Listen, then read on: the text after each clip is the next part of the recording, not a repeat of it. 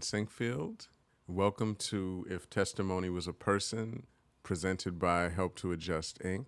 Today we have a special guest, someone who is a friend, a mentor to many, and truly a leader in a space that there's not many women, especially Black women, the technology space.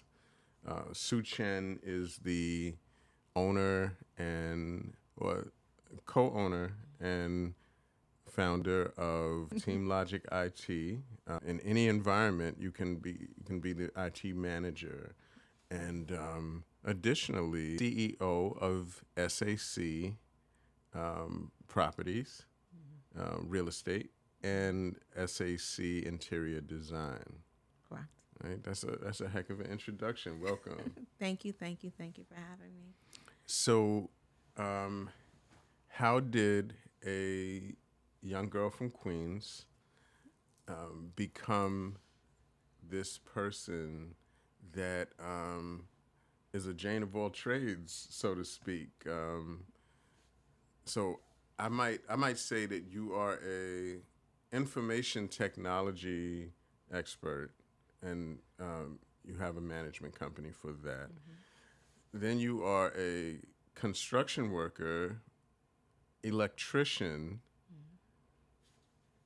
real estate agent, interior design. There's probably a bunch of things that I'm leaving out. Just give me a little bit about your path into these fields. And so everything. Well, thank you for having me. It's a pleasure to be here and talking to you today. I know we always talk and always joke and things of that nature, but I think you don't know much of the backstory of how I kind of evolved into who I am today. So, like you said, I'm from Queens, Queens strong. Hollis Queens. Queens Village, Queens Village, same okay. same thing, Yeah. but like Queens Village, got that 718 area code. Because I know when you saw it, you were like, she got the 718. Yes, we still have the 718 area code number. So, born and raised in Queens with my mother and my father. My father was a brick mason, and my mother was a programmer for the joint board. I want to say back in the day when I was 5, I started doing gymnastics, so that was kind of like my love, so did the whole gymnastics thing, went to 134, 136, 192, and then I went to Jackson, the best school in Queens. And then from there, I had a scholarship to go to Penn State. Unfortunately, I got pregnant at a young age, and, that kind of changed my world a little bit. And, I was a young mother, like, right out of high school, and then got married, like, right out of high school. So it kind of changed my plans from going to Penn State, on a gymnastics scholarship. And then had my 2 boys, got divorced, and just started learning life, So, 2 boys. By the time you were maybe what age? Like 22, 23, somewhere up in there. And you got divorced around then? Yeah, so my first son was born in 90. My second one was born in 91. And then we divorced maybe like in 93. And then I met my husband now in 94. So that's kind of how that played out. Yeah. And then, so what career path first revealed itself to you? So with growing up with my dad was a brick mason. So he worked for the union. So he would go to work in the daytimes. Then when he came home, probably about 4 o'clock, he would do side jobs. And then on the weekend, he would do side jobs. So my sister and I, well, I have 2 sisters, but my sister and I, we used to go to work with my dad because he was like, oh, come to work. And then we would carry bricks, and then he'll like pay us in like $1 and be like, oh, you could go get some candy from the candy store. And then, that's how I kind of learned at a young age of, working and being independent and things of that nature. So that's kind of how my mindset always was. But moving forward, back in 94, I went into the electrical union, Local 3. So, like I said, I was freshly divorced, with my ex-husband, and, the boys, he raised the boys and things of that nature while I was going to Local 3 and going through the whole apprenticeship and everything else. Yeah. Well, kudos to a guy that really took care of your sons in a way that you could move on and do the things that you needed to do. So you became, I guess, that's like a what is it called, a journeyman or No, apprentice. Apprentice. You apprentice? start from the bottom and work your way up. So went through the whole apprenticeship and everything else. So when you go through Local 3, you're doing the apprenticeship where they're doing hands-on training, and then you have school like 2 days a week, and you're working 5 days a week. So you have to go to your union meetings and things of that nature. So back then, I want to say there weren't a lot of women in Local 3. So then you have, you get your sexual harassments and all that stuff and things of that nature. So then, at a later time, I kind of left the union just due to just different circumstances and things of that nature. What was in your mind at that time? Did you believe, oh, this is gonna be a lifelong career, I'm gonna be an electrician, or what did you think? I love working with my hands. I'm tomboy at heart. Love getting dirty. Just because I'm wearing heels doesn't mean I don't have to kick them off and then do something. So, but I think I always had that entrepreneur bug where I really didn't like working for people, just because, not saying that, it's anything wrong with working for someone, but I think that how God has made me, it was like he had something else for my life. So it was just kind of just looking how life kind of evolved in that. So while I was doing Local 3 and going through the school, I went through cosmetology school, because then with my husband and I met in 94, we started having children. So when we started having kids, it was like, okay, well, I'm out of work right now, so what am I going to do? Because I don't like to sit idle and do anything. So I started going to cosmetology school. So I have my cosmetology license, like you just said. Like, I know there's some other stuff that you do. Right. Yeah. So That's one of the 5 things that I probably missed. You're also a cosmetologist. yes, yeah, I have that license also. So from there, I used to have a salon in the house. So I used to do construction, electrical, like design work and things of that nature. And then I used to do a lot of home staging with my interior design company, because that one came first. So I started. So that was your first entrepreneurial effort, was the interior design. In a combination, it was the cosmetology, because I had the right, salon and right. stuff. And then from there, I started doing interior design work. So then interior design work was like the first company per se that I started, and started doing interior design work, a lot of home staging. And then from the home staging, I used to hand the properties over to the realtors. They used to sell them at open house. And I was like, you know what?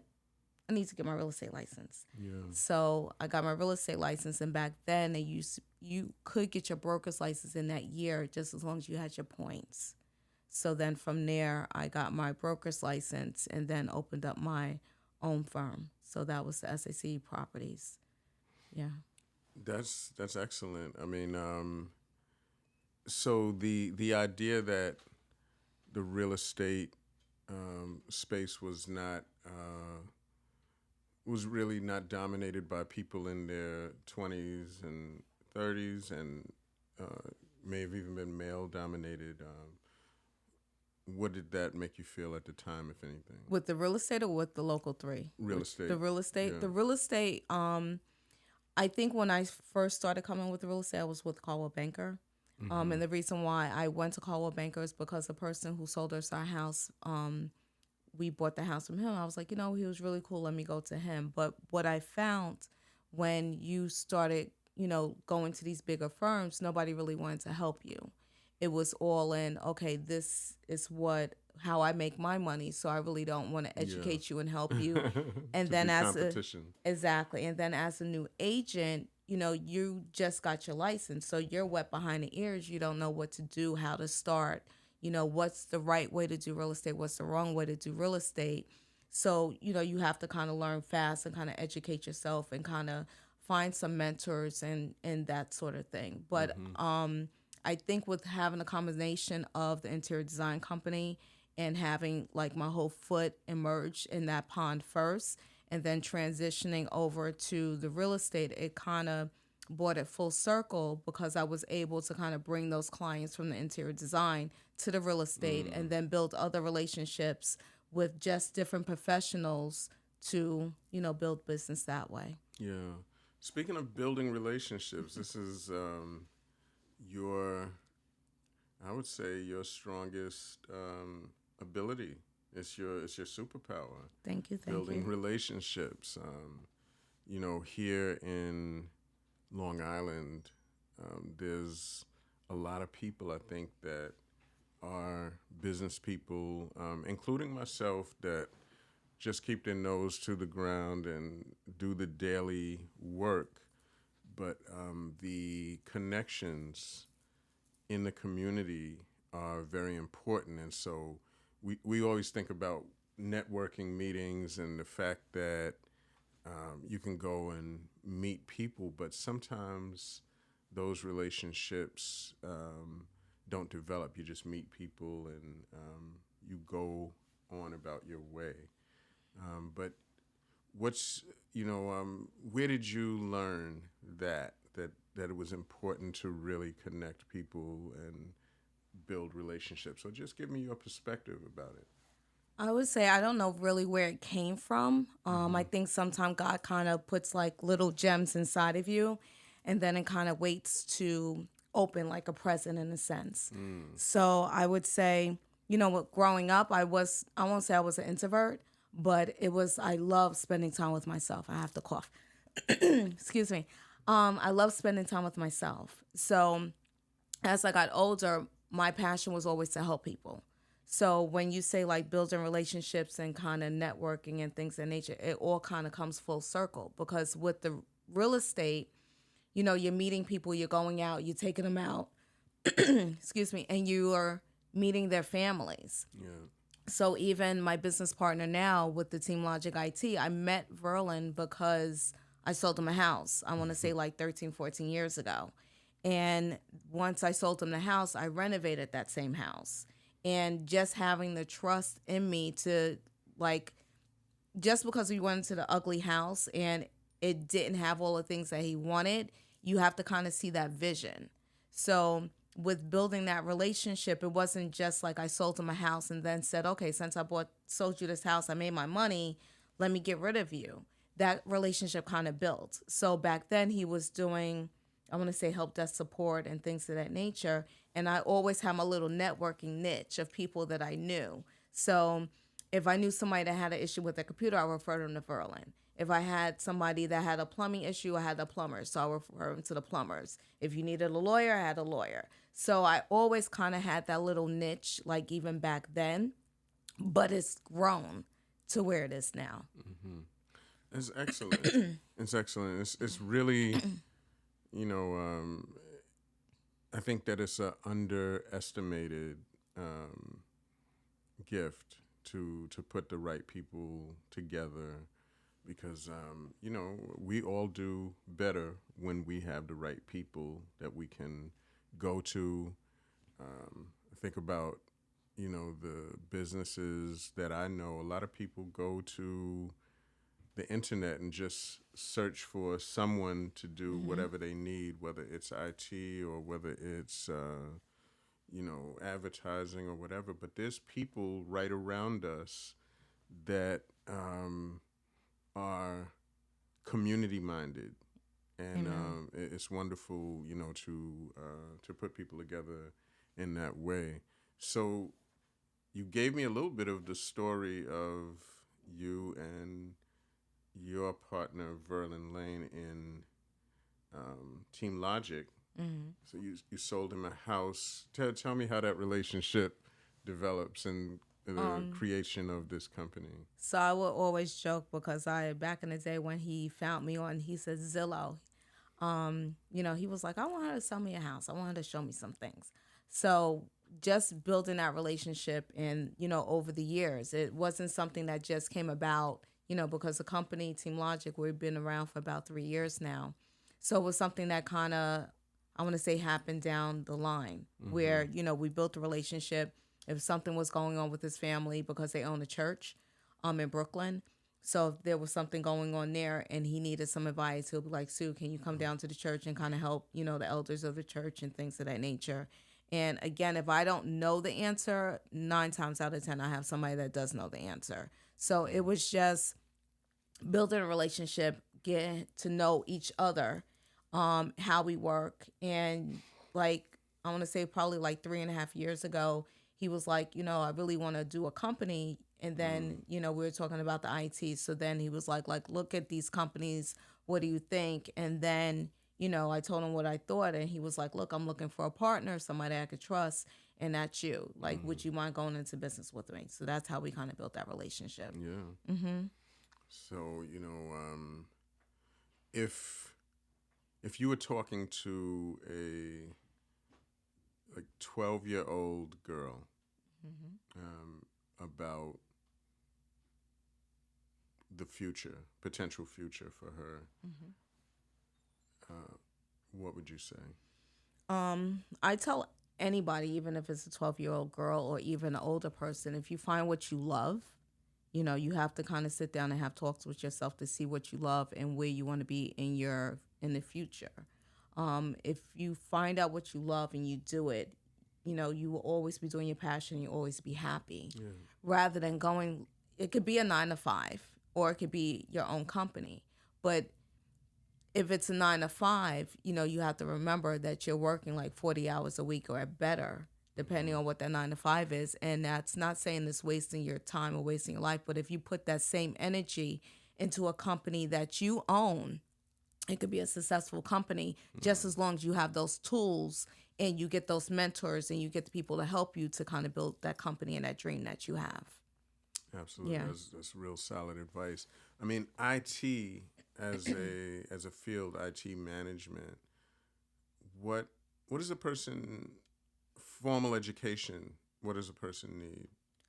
You can either have certifications or you can have your bachelor's degree in computer science and engineering and things of that nature. So a lot of our staff that we have, like CCNAs and things of that nature, where they have different certifications or they have college degrees in computer science. So though that's pretty much what you need. So the bachelor's in computer science kind of covers all the certifications that you probably would get, or No, you have to do additional studies. So again, when you go to school, and I'm pretty sure when you went to school, they give you the fundamentals. But now, how I want to say how Google is or YouTube is, and these different channels that are out here, a lot of people get a whole education on YouTube without even going to school, and they could be better than the people that have went and spent the money in the degree, and to get that degree, where once you get that degree you still don't know anything. So I would say if you have hands-on training, or there's a lot of different schools out here where you can go if that's what you want to get into as far as IT, cybersecurity. There are different niches when it comes to information technology because it's growing every single day. right? And I guess every field has that. Yes. All these niches, because I remember going to school, many moons ago to become a therapist, and you have some good principles when you come out, but you don't know that much, and then you actually sit with people, and then you get certified in one thing and another: anger management, domestic violence intervention, and between the experience and the certifications, Oh, men. it all comes together. Yeah. And that's one thing with just in life is education, education, education. Or you just continue to learn. If you're a master, if you're a master in your field or you're good in your field, again, there's always somebody that knows something more. So I would say you always have to educate yourself on any topic and any type of business that you're in, because that's the only way that you're going to get better. So how did it start out for you guys? I mean, Team Logic, is it a franchise situation? Yes, yes. I mean, did it start off because of that backing? Were there customers, or was it a hard fight to get clients? I want to say again, Verlin comes from an IT background, so that's his expertise. So I would say it's kind of a perfect kind of relationship because he's more so into the IT field and I'm more so on the other side where it's like more so networking, anything infrastructure, like cabling, anything construction, I kind of do. Right. So it's a good marriage. But I wouldn't say when we got into it, again, we're a franchise. So we have other franchise owners in 50 states, and then we have a couple of international offices. So as far as the amount of offices, we have probably about 278 offices. So we have a lot of a Yeah. team that we can definitely go to if we have a client in California, if we have somebody in Hawaii, we can always tap that person if we need to get boots on the ground. Right. But as far as building the business, it's getting in front of different clients. Sometimes it's hard because again, we are African American company. Sometimes it's hard because some people will look at you and say, do we really want to use this company because we're not sure. Again, technology doesn't have a color. So as long as you know what you're doing, you'll be in good hands. But what we're finding is a lot of companies, especially new companies or like new owners, are being taken advantage of because you don't know technology. So there may be a lot of different companies out there that are overcharging from what it should be because you don't know technology. So that's one thing that we want to get into is educating business owners on technology and what technology is, what technology isn't, and also what technology kind of costs. Mm. Yeah. That's very important. I mean, that's kind of consumer education, if you will. So, what's your vision of that? Like, how would you roll something like that out? We've been kicking around doing some seminars. Mm. Again, with the African American Chamber of Commerce. So we've been talking about doing 10 seminars over there. Also doing some podcasts, which is good here. Mm-hmm. And then just going on different programs and stuff. The Urban League is going to be probably doing some more so educations because they're opening up a new facility in Wyandanch. So there's going to be like other avenues where you can kind of place it and kind of fit in. Yeah, that's really good. People, first generation entrepreneurs face a variety of challenges. And, you often hear the statistics about these companies, statistically just don't make it.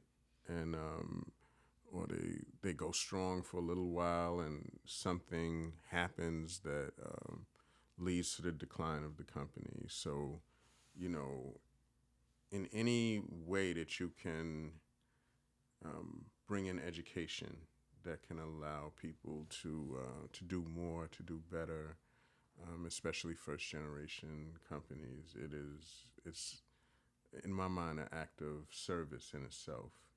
So that's wonderful. Yeah. And I always say in any business, especially with IT, it's not about, I guess, the money aspect. I always say it's not about the money aspect, but my partner probably be cringing and be like, no, it's about the money.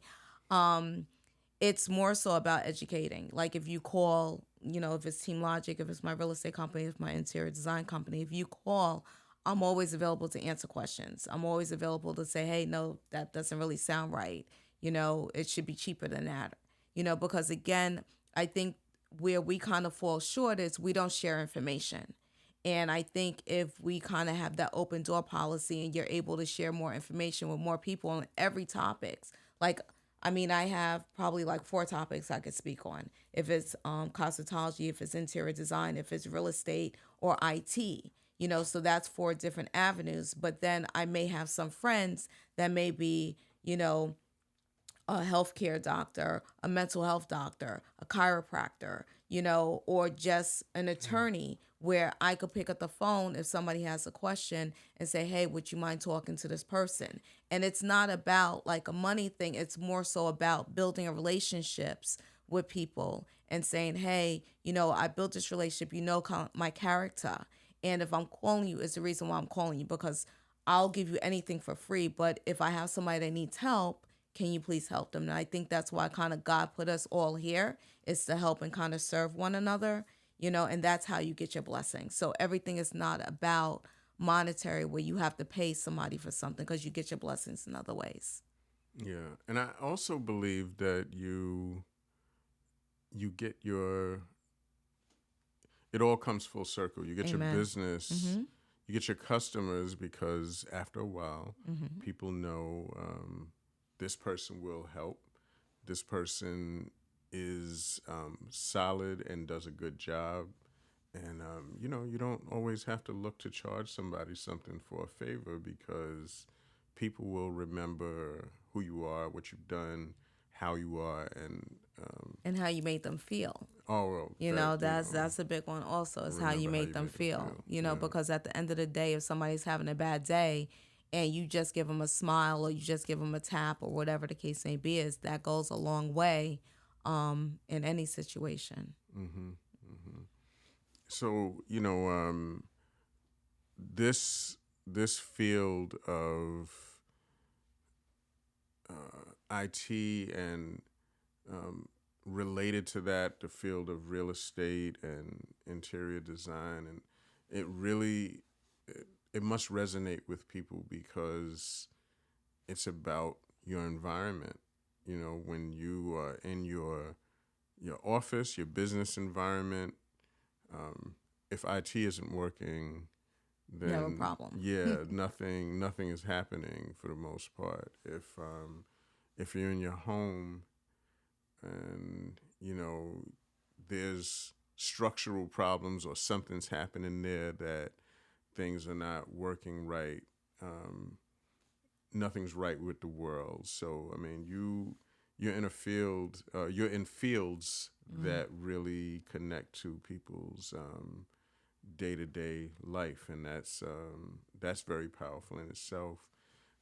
So where do you see going in the next few In years? the next few years, just trying to, like I always say, I don't really have a vision of where I need to go.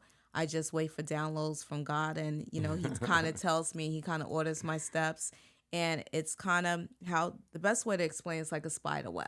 So wait, God sends these things digitally, like Yeah, he downloads? be sending downloads, and it's funny. I be talking all the time. I be like, um, God told me, and they be like, well, what are you talking about? I'm like, yeah, God told me X, Y, Z, Z, Y, and X, and they be like, okay, she's a witch, she's spooky. I don't understand what's going on, but I always say, like, God has his spider web, and like when I look back at my life and I look at like where I came from to where I'm going, and where like the people he's introducing me to, and everybody is really connected, because it's crazy how you may meet one person and then you're with somebody else and they're like, yeah, I know that person. And it's just crazy how everything's connected.